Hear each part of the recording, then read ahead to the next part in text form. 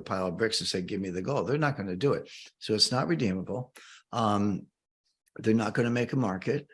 They're not going to maintain a value because they don't have to, because it's by weight.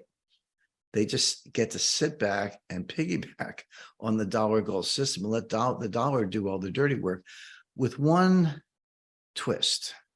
And here's the Russian contribution. So so you don't have to close your capital account. You can close it, open it, whatever. You don't have to buy gold. You don't have to make a market. You don't even need that much gold. You just say, this is the ultimate fiat currency. The word fiat in Latin means I say so. Well, they say so, and there it is. And they put the United States, they're basically, Steph, this is a bet.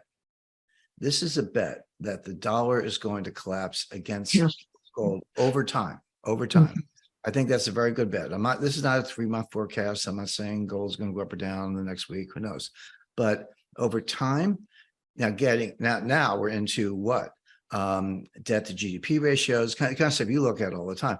Debt to GDP ratios, annual deficits, dare I say, modern monetary theory, or friend Stephanie Kelton. I mean, all these ideas are ruining the dollar, and everyone can see it, but not yet. And so if you want to launch this new currency and you say, hey, long term, the dollar is going to collapse in terms of gold, I'll hook my horse to this wagon called gold by weight, and I'll just reap the benefits, and I don't have to do a thing.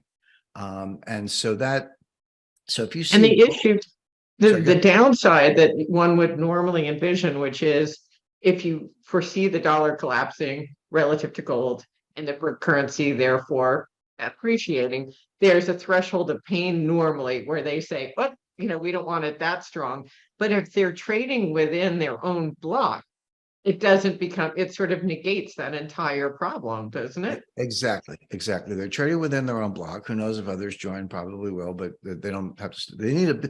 You need a big enough block. There is a critical mass, but I would say at this point, upwards of 30 to 40 countries and all the other things I mentioned.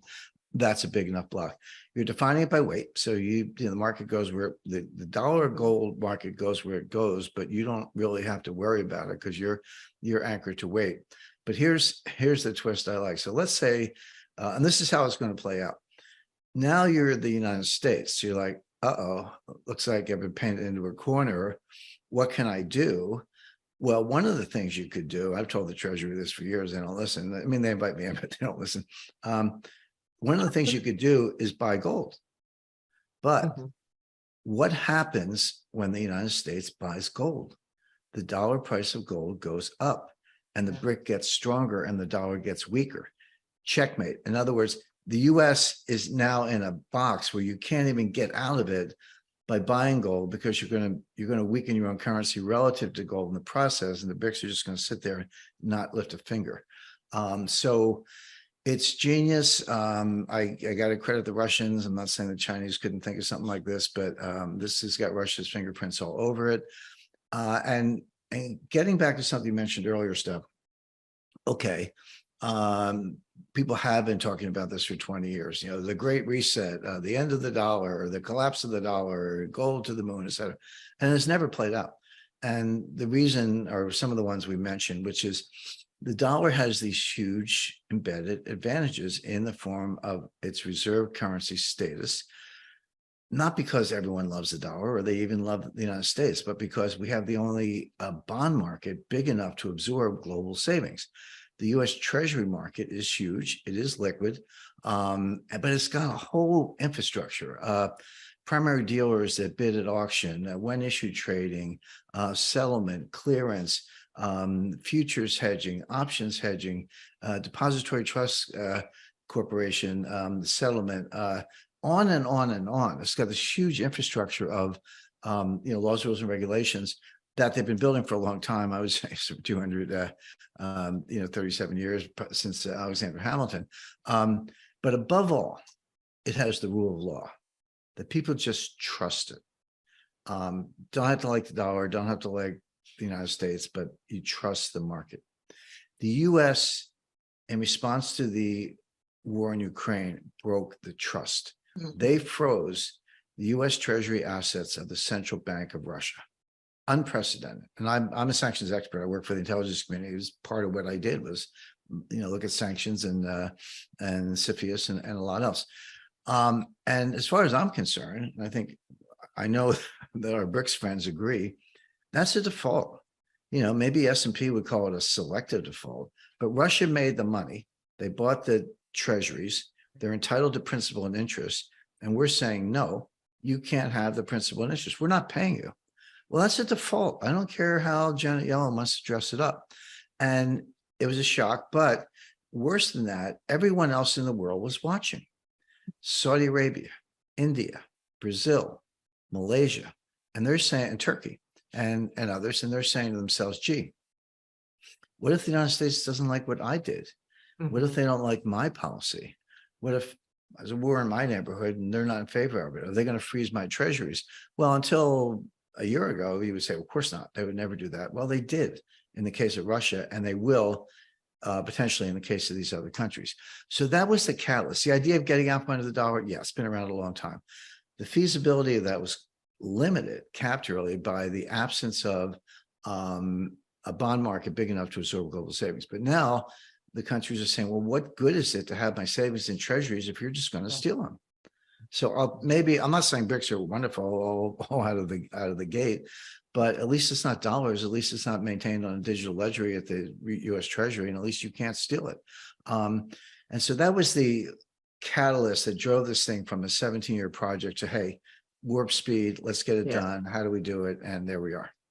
And the other thing that they've been doing with those dollars that they needed to recycle, even before we imposed sanctions on Russia, was obviously they were diversifying out of treasuries into hard assets. I mean, you've seen a shift from accumulating treasuries to accumulating gold, and obviously China building strategic oil reserves, et cetera, and moving to cobble together, as you mentioned, all these trade agreements outside of dollars. But they've been actively diversifying away from treasuries even before, they began to wonder if they wouldn't have access to that money in the first place.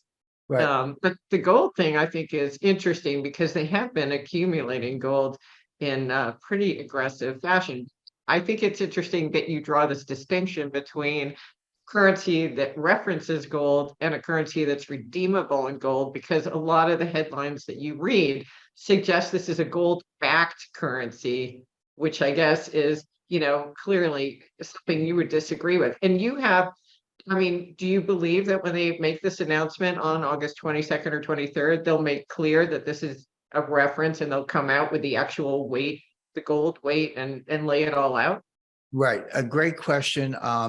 It's hard to be definitive on that. It's very hard to tease information out, particularly the Russians. About 10 days ago, there was a big headline, South African, they call them Sherpas, but, delegate to the BRICS meeting, not President Ramaphosa, but just some mid-level bureaucrat, whatever, says new currency not on the agenda. Again, I don't want to mention names, but all these websites, new currency not on the agenda, blah, blah, blah.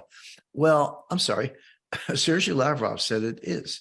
Now, Sergei Lavrov is the greatest, smartest, most powerful diplomat in the world. He's the foreign minister of Russia. I wish I could say something similar about the U.S. team, but I can't. We got Jake Sullivan's a political hack. Tony Blinken's a lightweight.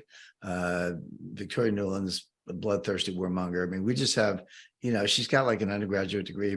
Okay, school, but what kind of training is that for running the world? They're also just blinded by hubris. No one imagines that the BRICS could ever pose any material threat to U.S. hegemony in any fashion. You're absolutely right. I was in the Pentagon. That was a few years ago, but it was like what they call tabletop war games. About 15 experts sitting around doing scenarios.